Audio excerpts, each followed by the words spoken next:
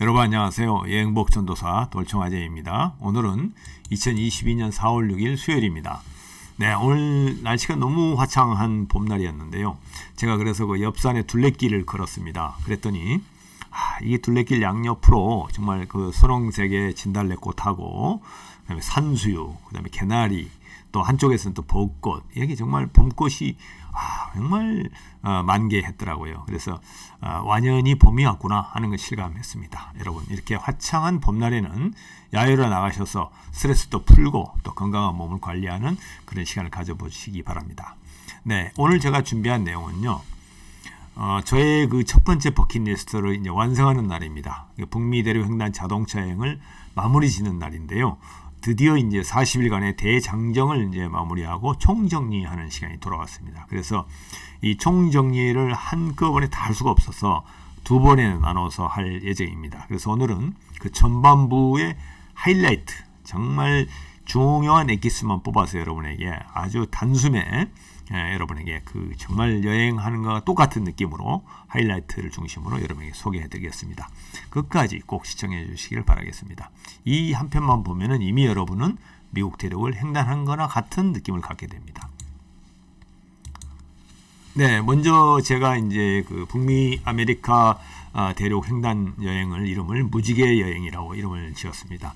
그래서 이제 그 일정 계획이 이와 같은데, 왜 무지개 여행이냐면은 전체 구간을 7개 코스로 나눴어요. 그래서 무지개 색깔인 7개 색깔별로 나눠서 각 코스별로 특성에 맞게 구간을 정했고요. 그 코스마다 어떤 특성을 가지고 이렇게 계획을 해보았습니다. 그래서 1코스는 뭐니 해도 이렇게 40일간의 횡단 여행을 하려면 철저한 준비와 계획이 필요합니다. 그래서 가기 전에 약 한 4, 5개월 전부터 준비를 해서 여러 가지 준비를 할 사항이 많잖아요. 뒤에서 말씀드리겠습니다만, 그런 걸 준비해서 출국을 해서 무사히 미국 땅에 도착하는 거, 거기까지는 이제 1코스로 잡았고요. 2코스는 이제 미국 첫 저희들이 입국했던 곳이 시애틀인데요. 서부의 시애틀에서부터 시작해서 동부 뉴욕까지 쭉 횡단하고 종단하는 사이에 5개 코스로 나눠서 6코스로 나눠서 진행을 했고요. 마지막 7코스는 뉴욕에서 비행기를 타고 한국 인천으로 돌아오는 거. 그 다음에 돌아와서 끝나는 게 아니라 그 사진이라든가 모든 기록들을 잘 정리해서 오늘 여러분에게 보여주는 이제 이런 것도 준비가 그때 한 거고요. 또 제가 책을 쓴 또 작업도 하기 위해서 준비를 했던 이런 것들이 이제 마지막 7코스가 되겠고요. 그래서 토탈 전체 거리는 자동차로 제가 자동차로 대륙 횡단을 했기 때문에 주행 거리는 총 15,098km. 그다음에 이제 항공기로 이동한 구간은 9,378마일을 이제 운행을 했고요. 그래서 전체 기간은 6월 19일부터 7월 28일까지 40일간 여행을 했던 계획이었습니다. 그리고 이제 무지개 여행을 구간별로 이렇게 나눠 보면은 이런 가운데 그림처럼 보이는데, 이게 동키 루트라고 이름을 지었거든요. 그 이유는 그 가운데 강아지가 하나 있잖아요. 그게 그 당시 저희들이 길렀던 이제 반려견인데요. 이 녀석이 이제 보고 싶기도 할 것 같고, 40일간 떠나 있으니까, 또 어떻게 우연히 그 코스를 이렇게 딱 도려내서 보니까 이 녀석 모양새하고 너무 닮은 거예요. 그래서 앞다리도 있고 꼬리도 있고, 그래서 이 녀석도 생각을 할 겸 해서 동키 루트라고 이름을 지어보기도 했습니다. 그래서 1코스는 이제 아까 말씀드린 대로 한국 인천에서 시애틀로 입성하는 거고요. 2코스는 시애틀로 입성을 해서 워싱턴 스테이트 중심의 국립공원, 미국의 북서부를 이제 들렸다가, 3코스는 캐나다로 넘어가서 휘슬러와 캐나디안 로키 지역, 캐나다의 남서부 지역을 이렇게 쭉 방문을 하고, 그 다음에 다시 미국 땅 몬타나로 내려와서 몬타나주에서 미국 서부와 마운틴 지역을 쭉 둘러서 애리조나까지 내려오고요. 다시 이제 그 콜로라도 주에서는 시카고까지, 정말 이게 이제 미국 중북부를 횡단하는 건데요. 그야말로 횡단을 하기 위해서는 이 구간이 꼭 지나가야 되는 거죠. 그 다음에 마지막 6코스는 시카고에서부터 디트로이트를 거쳐서 다시 이제 여기서 캐나다로 넘어갑니다. 두 번째 캐나다 입성인데요. 토론토, 오타와, 몬트리올을 거쳐서 다시 미국으로 입성을 해서 워싱턴 DC를 거쳐서 필라델피아, 뉴욕으로 이렇게 거치는 미국과 캐나다 동부 지역의 제 6코스. 그 다음에 이제 마지막으로는 7코스는 미국 뉴욕에서 한국 인천으로 돌아오는 이러한 코스로 이제 여행을 계획했던 겁니다. 이거를 코스를 다시 좀 구체적으로 이렇게 그려보면 이렇습니다. 이게 미국 지도고요. 미국 시애틀로 입성을 해서 이러한 루트로 미국 종단과 횡단을 하면서 총 정리를 해보면 여행 기간은 40일, 총 주행 거리는 15,098km, 방문했던 국립공원 수는 24개. 제가 이제 네이처 투어를 좋아하다 보니까 미국과 국립공원에 지나가는 코스에 국립공원을 위주로 방문을 많이 했고요. 그러다 보니까 미국 국립공원 17개, 그다음에 캐나다 국립공원 7개를 들렸던 기록을 했고요. 그 사이에 미국과 캐나다의 26개 주를 통과하는 그런 40일간의 여행이었습니다. 그리고 이제 1코스로서는 이제 한국에서 그 여행 계획과 준비를 하는 과정 굉장히 복잡했고 한 4, 5개월 정도 거쳐서 준비를 했는데요. 뭐 여러 가지 항공권을 예약하고 렌터카를 예약하는 뿐만 아니라 비자, 요건, 뭐 여러 가지 보험, 음식료, 취사 도구, 뭐 침구류, 의복류, 약품, 뭐 여행 지원 도구, 자료, 노트북, 핸드폰, 사진기 뭐 이런 건 여러 가지 것들을 이제 떠나기 전과 미국에 도착해서 현지 조달할 거 이렇게 나눴던 거거든요. 특히 이제 미국 현지 조달할 것들은 뭐 차를 빌려야 되는 게 렌터카, 그다음에 뭐 지도, 국립공원 패스, 그다음에 그 당시만 해도 스마트폰이 로밍이 뭐 잘 되고 이런 시절이 아니다 보니까 미국 현지 휴대폰을 렌탈을 했었어요. 그래서 그 현지에서 통신을 하는 거 그걸로 했었고요. 준비물은 이제 오른쪽 사진처럼 이렇게 저는 항상 이렇게 미국이나 외국 여행을 가면은 준비물을 쭉 이렇게 나열해 놓고 체크리스트별로 이렇게 하나하나씩 체크를 하거든요. 그래서 그래야 이제 빠짐이 없이 준비가 되니까요. 그리고 이제 가서 숙식을 해야 되니까 뭐 아이스박스라든가 브루스타, 전기 밥통, 후라이팬 뭐 이런 것들은 이제 거의 현지에서 조달해서 이렇게 준비해가는 이렇게 이제 해서 1코스를 마무리했고요. 그래서 드디어 이제 2011년 6월 19일 출국을 하게 됩니다. 이때 당시 표정을 보면 다소 좀 긴장돼 있죠. 약간 좀 얼어있는 부분도 됐고요. 사실 부담이 많이 됐었죠. 하여튼 그렇게 해서 아시아나 항공을 타고 시애틀 공항으로 이제 도착했습니다. 사실 뭐 군 생활을 33년을 마무리하면서 최초로 한 달이 넘는 부부 해외여행을 떠나면서 정말 감회가 남달랐습니다. 그래서 한편으로는 막 새로운 이제 그 여행에 대한 기대와 설레임이 가장 앞섰고요. 뭐 가슴이 쿵닥거릴 정도로 그랬고, 또 한편으로는 과연 미국에서 제가 짧은 기간 뭐 유학생활도 하고 여러 가지 출장을 많이 다녔지만 오롯이 그 아내와 둘이서 이렇게 자동차 여행을 40일간 한다는 게, 또 미국 땅을 횡단한다는 게 뭐 어떤 일이 벌어질지도 모르겠고 여러 가지 불안과 조바심이 이렇게 밀려오는, 정말 이런 게 만감이 교차하면서 어떻게 보면 비행기 내에서 사실 잠을 못 이뤘던 것 같아요. 그래서 굉장히 긴장해서 이제 미국 땅에 도착을 했었죠. 그럼 왜 시애틀에서 시작했을까? 좀 궁금하시죠? 인천에서 비행기를 타고 가면 이제 저런 루트로 이렇게 태평양을 건너가게 되는데요. 워싱턴 주가 참 매력이 있죠. 그리고 더 중요한 거는 제가 이제 그 총각 때 미국 유학을 할 때 주로 그 남부 지역에 있었습니다. 그러다 보니까 남부 지역에 뭐 플로리다라든가 애틀란타, 조지아라 했다. 그 텍사스, 뉴올리언스 이런 지역은 다 구경을 했어요. 그리고 이제 또 딸 아이가 큰 딸 아이가 LA에서 유학을 했기 때문에 그 유학할 때 뭐 방학 때라든가 또 졸업식 때 가서 서부 지역 캘리포니아를 중심으로 한 아리조나 이런 지역은 대부분 어느 정도는 구경을 했었거든요. 그러다 보니까 좀 생소하고 그 꼭 횡단을 해보고 싶은 지역이 북중부 지역으로 이렇게 해보고 싶었어요. 그래서 워싱턴 주로 입성을 했고요. 그리고 이제 시애틀을 했던 이유는 당시에 지인이 이제 그 시애틀에 있으면서 여러 가지 그 캠핑 도구라든가 이런 것도 좀 이렇게 물려주고, 또 한 분은 거기에서 또 이제 그 학교를 다니고 있었는데, 그래서 그분이 또 이렇게 안내도 해주겠다 해서 시애틀로 입성을 했고요. 또 워싱턴 스테이트가 아름다운 국립공원이 너무 많아요. 이렇게 보시는 것처럼 4개나 있는데요. 그걸 보고 다시 이제 캐나다 로키로 넘어가기 위해서, 캐나다로 넘어가기 좋은 위치가 시애틀인 것 같았어요. 그래서 밴쿠버로 넘어가기 위해서 이제 그 시애틀을 첫 기착지로 이렇게 잡았던 겁니다. 이 코스 전반부를 다시 한번 요약해 드리면요. 시애틀로 입성을 해서 이 코스는 워싱턴 스테이트 일대, 그 다음에 3코스는 캐나다에 넘어와서 캐나다 남서부 지역, 그 다음에 이제 4코스는 다시 몬태나로 내려와서 미국 서부와 마운틴 지역, 그래서 유타주 일대까지 이렇게 둘러보는 이러한 코스를 전반부에 이제 소개를 해드릴 거고요.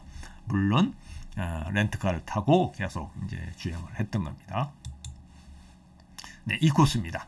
미국 북서부 지역인데요. 아까 말씀드린 대로 시애틀에서 레이니어 산 내셔널 파크, 그다음에 세인트 헬렌 화산 내셔널 메모리얼, 그다음에 노스케이스케이드 내셔널 파크, 올림픽 국립공원, 이런 유명한 국립공원이 그 지역에 있어요. 그래서 그걸 다 둘러본 다음에 페리를 타고 캐나다 밴쿠버 아일랜드로 넘어가서 빅토리아를 거쳐서 밴쿠버에 입상하는 일주일간 약 2,053km를 주행하는 그런 이제 첫 번째 코스에 돌입을 했습니다.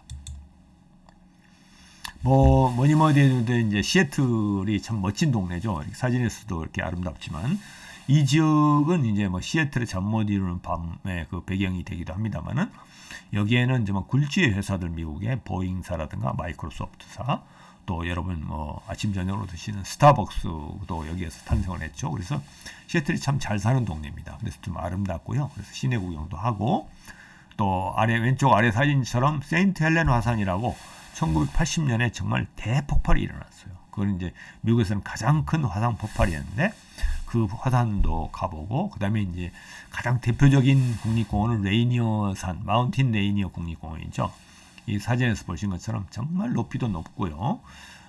정말 이 4,000m가 넘는 산이 항상 만년설이 설에 있을 뿐만 아니라 그 정말 가로수길이나 이 숲이 너무 아름답고 정말 힐링하기 너무 아름다운, 어디에서나 이 레이니어 산을 볼 수가 있는 게 워싱턴 스테이트라고 할 수 있죠. 그래서 그 대표적인 국립공원을 이제 들렸고요.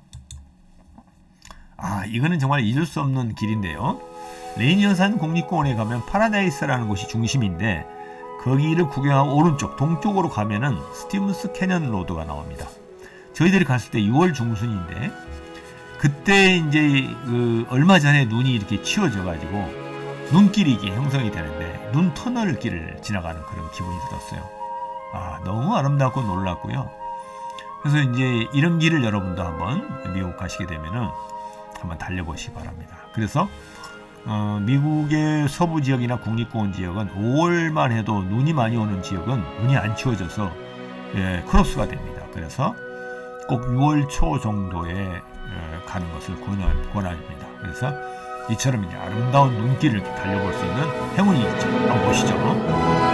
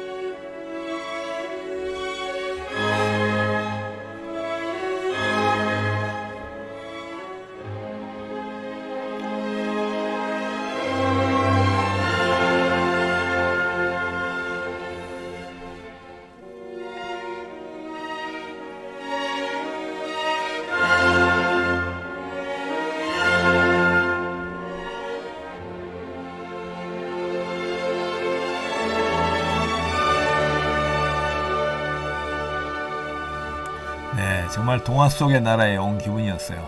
하여튼 너무 아름다웠고요. 첫 번째 국립공원에서도 이렇게 깜빡 가다 보니까 정말 앞으로 40일간이 기대되고 정말 흥분했던 그런 순간이었던 것 같습니다. 네, 그리고 이제 두 번째 국립공원은 바로 캐나다하고 국경을 맞대고 있는 워싱턴주 북쪽에 있는 거죠. 노스 캐스케이드 국립공원인데요. 이 지역은 이 사진에서 보시는 것처럼 그때가 6월 중순인데도 3,000m가 넘는 산 꼭대기에 만년설이 이렇게 항상 이렇게 있었고요. 그 다음에 디아블로 호를 비롯해서 호수들이 이 산맥 속에 이렇게 숨어 있는데 너무 아름다웠어요. 그래서 정말 자연을 즐기고 힐링하기 위해서는 노스 캐스케이드 국립공원만한 곳이 없었던 것 같습니다. 자, 한번 볼까요? 이게 이제 노스 캐스케이드 국립공원 들어가는 입구에 있는 하이웨이인데요. 너무 기분이 좋았어요. 이게 이제 미국의 국립공원 들어가는 입구구나, 우리를 환영하는구나, 이런 느낌이 들 만큼 정말 아름다웠습니다. 한번 보시죠.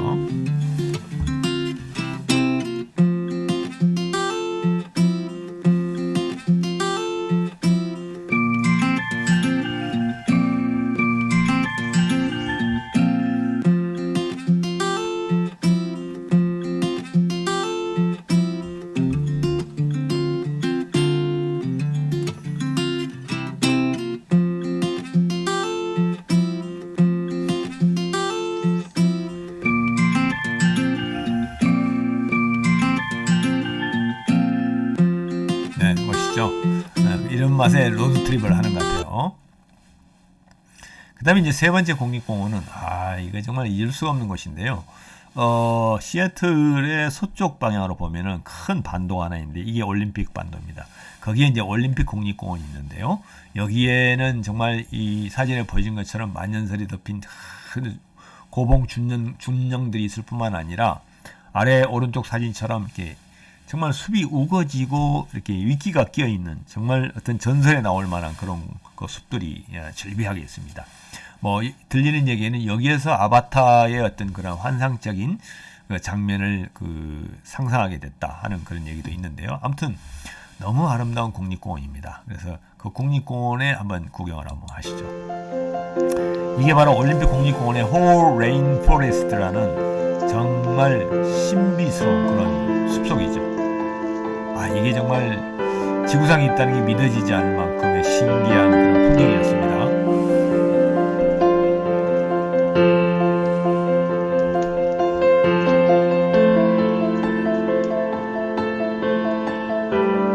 진짜 크다.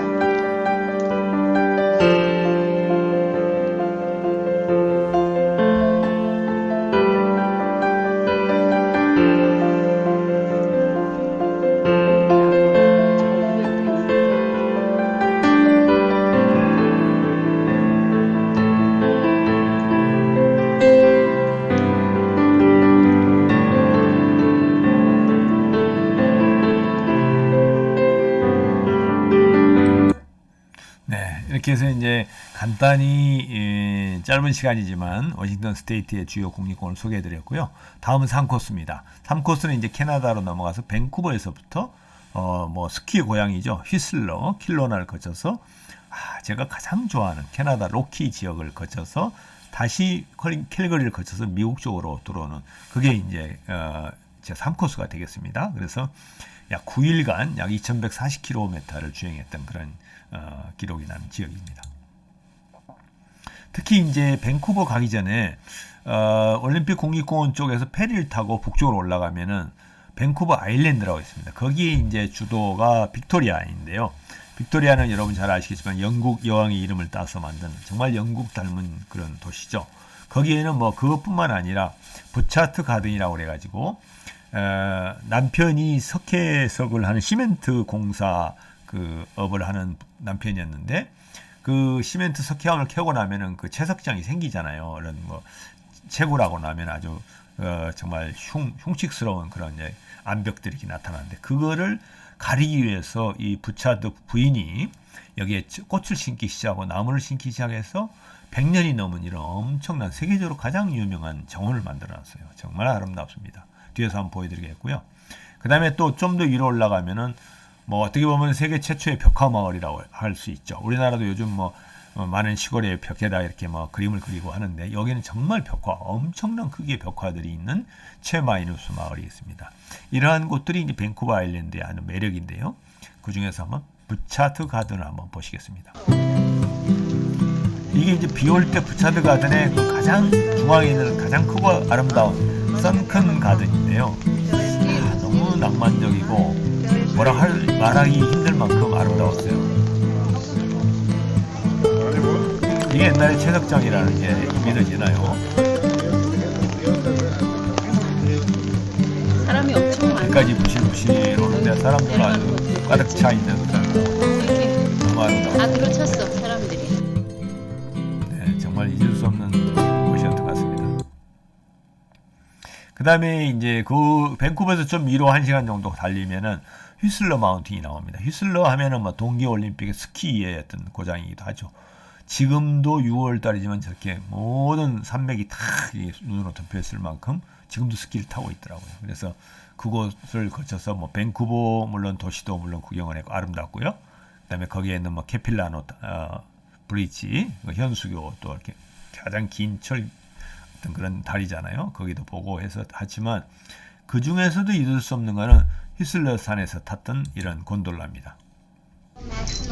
이게 이제 피크 투 피크 곤돌라라고 하는데요. 휘슬러 마운틴이 약 2,400m가 넘는 아주 백두산만한 산이고요. 저 반대편에 보이는 것이 블랙홈 산이라고 산이 하는데 이쪽 산에서 저쪽 산으로 두 옮기는 개의 거예요. 산을 이으는 건설라가 이렇게 운행을 해요. 이 길이가 무려 3km나 되는 그런 정말 그 산 계곡을 지나가는 건데 너무 아름답고 정말 이게 아슬아슬하기도 하고요. 아마 이게 세계에서 제일 긴 최장의 산과 산이 있는 제일 높이 있는 케이블카인 것 같습니다. 정말 여러분 꼭 휘슬러 가시면 피크투피 건설라를 꼭 한번 경험해 보시기 바라겠습니다. 그 다음에 저희들이 이제 갔던 곳, 제가 이번 40일간의 미국 대륙 횡단에서 가장 멋있고 아름답다고 하는 곳이 바로 캐나디안 로키입니다. 저는 이 캐나다 로키를 그 이후에도 또 방문을 했는데요. 이곳에는 뭐 남한 면적보다 더 큰 이 지역에 국립공원이 4개가 몰려 있습니다. 그래서 왼쪽 사진인 것처럼 자스퍼 국립공원, 밴프 국립공원, 요호 국립공원, 그 다음에 쿠토니 국립공원이 있는데요. 이 지역은 정말 로키 지역 중에서도 이 캐나다 쪽이 너무 아름답거든요. 그곳을 이제 여러분도 꼭 미국 지역을 가면은 한번 들려보시기 바라겠습니다. 캐나다 쪽이죠, 참. 그 중에서도 첫 번째, 저희들이 첫 번째 들렸던 곳이 바로 자스퍼 국립공원인데요. 여기에는 뭐 이 계곡물뿐만 아니라 멀린 캐년, 강, 호수 이런 게 정말 어느 것 하나 그 환상적이지 않은 게 없어요. 너무 아름답고요. 그리고 뭐 정말 사진 작가들이 많이 모이는 그런 아름다운 공원이죠. 그 중에서도 이제 이곳을 가기 위해서는 이 아이스필드 파크웨이라는 정말 230km가 되는 이러한 멋진 길을 달려야 됩니다. 이게 이제 중심이 되는 밴프라는 곳에서 제스퍼까지 가는 도로에 있는 길인데요. 이렇게 뭐 도로 양 옆으로 3,000m의 준봉들이 만년설이 덮인 채 마주하는 길을 230km, 정말 한 4시간 정도를 달려야 되는 길이거든요. 그래서 참 아름다운 길입니다. 그래서 이 캐나다 로키는 곳곳에 산과 호수와 빙하와 여러 가지 볼 수 있지만 이 아이스크림 파크를 달려보는 것만으로도 정말 본전을 뽑는 그런 곳입니다. 네, 그 다음에 이제 밴프 국립공원이죠. 캐나다 로키를 대표하는 국립공원이죠. 그래서 뭐 모레인 호수, 루이스 호수, 뭐 여러분이 너무나 잘 알겠지만 호수들이 너무 아름답고요. 뭐 이들의 그 특색을 뭐 하나하나 설명하기는 그렇고 직접 가셔서 꼭 트레킹을 해보시기 바랍니다. 정말 이 매력에 푹 빠지게 되는 그런 아름다운 곳이기도 합니다. 그 중에서도 제가 잊을 수 없는 곳, 밴프 국립공원을 대표하는 페이토 호수의 전경입니다. 이 장면은 제가 일부러 음악도 넣지 않았는데요. 한번 조용히 한번 감상해 보시죠.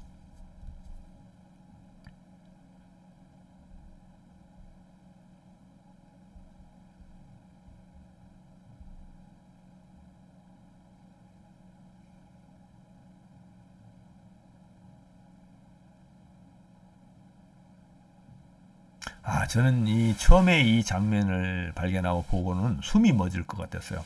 어떻게 이런 색깔의 호수가 이 산속에, 깊은 산속에 있을 수 있을까? 그리고 어떻게 이런 풍경을 자아낼 수 있을까? 하는 정말 신비스러움과 놀라움, 그게 교차했었는데요. 물론 밴프 국립공원에는 이거 말고도 아름다운 호수들이 너무 많습니다. 뭐 어떤 사람들은 레이크 루이스가 제일 아름답다고 하지만 저는 이 페이토 호수의 이런 마력, 여기에 아주 끌렸던 것 같습니다. 이 색깔 한번 보세요. 너무 아름다웠던 곳이기도 합니다. 그 다음에 좀 더 이제 캘거리를 거쳐서 남쪽으로 내려오기 위해서 캐나다 로키를 쭉 타고 이제 미국 국경선에 가까우면은 워터턴 국립공원이 나타납니다. 이런 이제 모습인데요. 이 호수 자체가 이 워터턴 호수거든요. 여기가 그 호수가 이어진 게 미국 땅 몬타나까지 이렇게 이어져 있는 긴 호수이기도 한데요. 그 경치하며 어떤 그 색깔 또 그 주변의 어떤 그 환경 이런 게 정말 환상적입니다. 이곳은 되게 우리나라 사람들이 잘 모르는 이제 관광 지역인데요. 이거는 이제 미국 몬태나주 위에 있는 글레이셔 국립공원하고 맞닿아 있는 그러한 캐나다 쪽에 정말 숨겨진 보석과 같은 국립공원입니다. 이것도 꼭 한번 다녀오시기 바랍니다. 그렇게 해서 저희들은 다시 이제 미국 땅에 입성을 해서요. 미국 서부와 마운틴 지역을 둘러보는 코스를 이렇게 겪어봤습니다. 그래서 몬태나 칼리스펠에서 뭐 여러분 들어봤던 옐로스톤, 그랜드 티턴, 그 다음에 솔트레이크 시티를 거쳐서 아치스 캐년랜드, 그다음에 모뉴먼트 밸리 등 유타주의 국립공원 이곳을 이제 7일간 약 3,000km를 주행하는 그런 정말 아름다운 코스를 이제 제 4코스로 잡았습니다. 그 중에서 첫 번째, 정말 미국 땅에서 아름다운 그 국립공원 중에 3개 중에 하나를 들어갈 수 있는 곳이 바로 저는 글레이시 국립공원이라고 봅니다. 그래서 너무 아름다워서 이곳에 살고 싶다 하는 생각을 처음으로 해봤던 곳이 바로 이 글레이시 국립공원입니다. 그래서 뭐 매니 글레이셔 지역이라든가 맥도날드 호수, 세인트 메리 호수, 뭐 공원의 셔틀버스까지도 이렇게 빨간색으로 정말 아름다워요. 그래서 산과 호수와 이런 뭐 그 만년설과 또 그 주변의 어떤 호텔들 너무 아름다운 곳입니다. 그래서 글레이셔 국립공원은 다음에 가게 되면 한 일주일 정도 머무르면서 꼭 한번 트레킹도 하고 이 속살을 하나하나 벗겨보고 싶은 그런 곳이기도 합니다. 그 중에서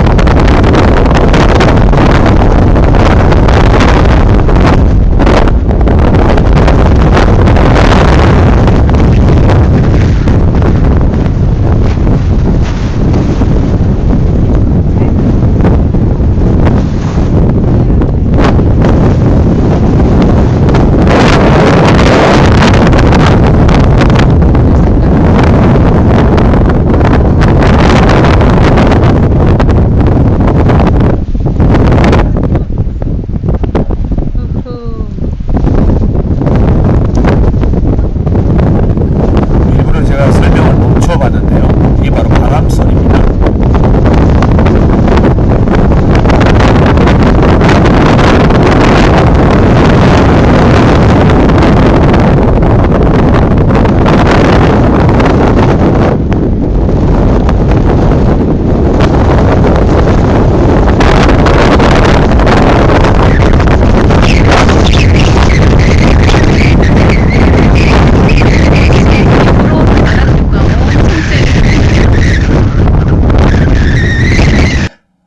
네, 이곳이 이제 그 글레이셔 국립공원의 세인트 메리 호수 지역입니다. 그 중에서도 호수 길이가 굉장히 길거든요. 한 10여 킬로가 넘는데 그 중에서 썬포인트라는 지역입니다. 그래서 이 지역을 여러분에게 정말 하이라이트로 보여주는 이유가 이 엄청난 호수 바람이 부는 가운데서도 너무 아름다워서 그곳에서 정말 한참 있다고 봤거든요. 그래서 이곳을 여러분 글레이셔 국립공원 중에 저는 대표적인 곳으로 여러분에게 추천을 하고요. 이에서 이제 크루즈를 타고 유람선을 타고도 관광할 수가 있고 트레킹을 통해서도 이쪽에 가볼 수가 있습니다. 그래서 세인트 메리 호수 그 중에 썬포인트 여러분 기억해 주시기 바랍니다. 그 다음에 뭐니 해도 옐로스톤 국립공원이 최고죠. 미국에서는 많은 사람들이 가고 싶어하는 곳, 정말 선망의 대상인 곳이죠. 더구나 이 1시간 30분 단위로 이렇게 뿜어 올라오는 그 가이서 올드 페이스풀이라고 그러죠. 그 지역에 보기 위해서 뭐 수천 명의 한꺼번에 구경을 오거든요.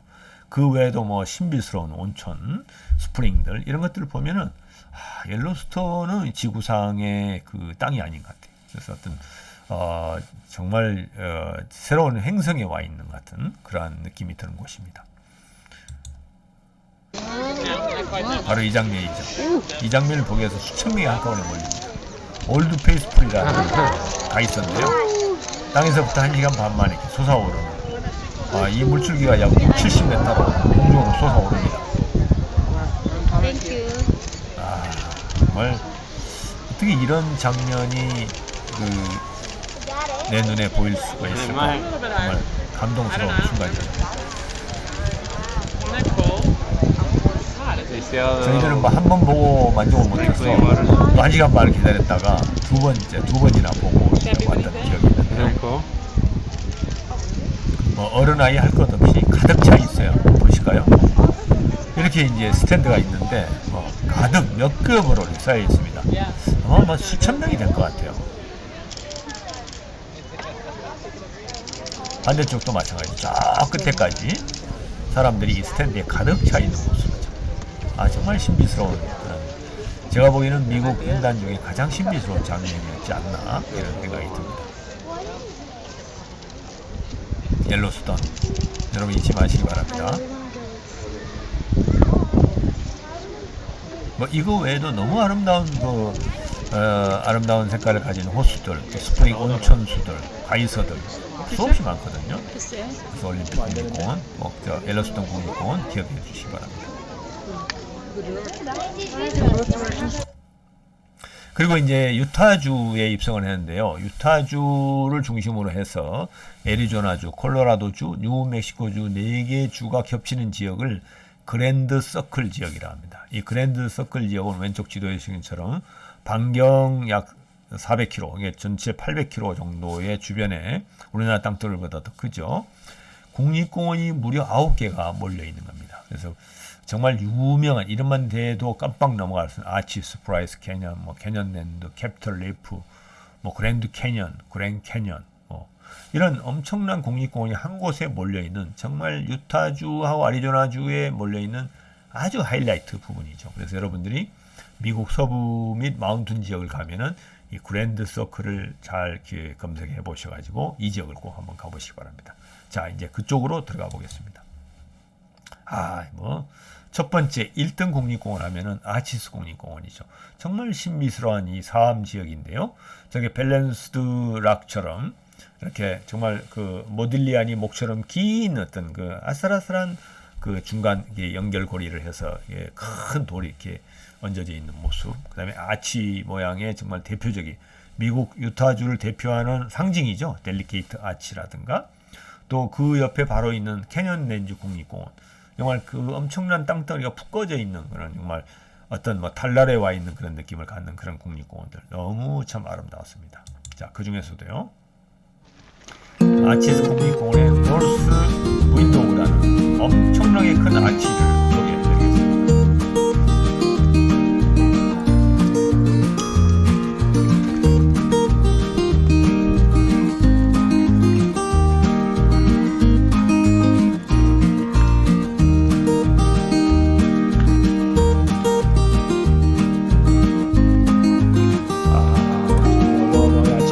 정말 자연이 빚어낸 정말 환상적인 아치죠.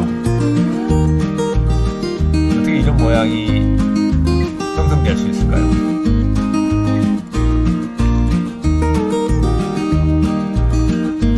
파란 하늘과 어울려서 너무 아름다운 국립공원입니다. 그 다음에 이제 조금 더 내려다 보면은 모뉴멘트 밸리라는 나바호족 파크가 있는데요. 이곳은 정말 그 역마차를 비롯한 서부 마카로니 웨스턴에서 자주 등장했던 배경이 되는 지역이기도 한데요. 이렇게 이제 뷰트라고 그러죠. 위에가 편편하면서 이렇게 사암 지역이 이렇게 위에 어느 정도 침식이 되고 남아있는 정말 아름다운 서부 영화에서 많이 보는 지역이죠. 이 지역은 특별하게 미국 정부에서 이 나바호족에게 자치권을 주면서 관리할 수 있도록 권한을 줬어요. 그래서 이 지역은 국립공원이 아니지만 국립공원 못지않게 많은 사람들이 방문하고 많은 사람들이 서부 지역을 가면 꼭 이 지역을 방문하게 되죠. 자, 그 모뉴멘트 밸리 지역의 그 이런 미팅과 메릭 뷰트 지역이죠. 위에가 편편한 정말 아름다운 곳입니다. 이곳을 한번 영상으로 담아 보았습니다.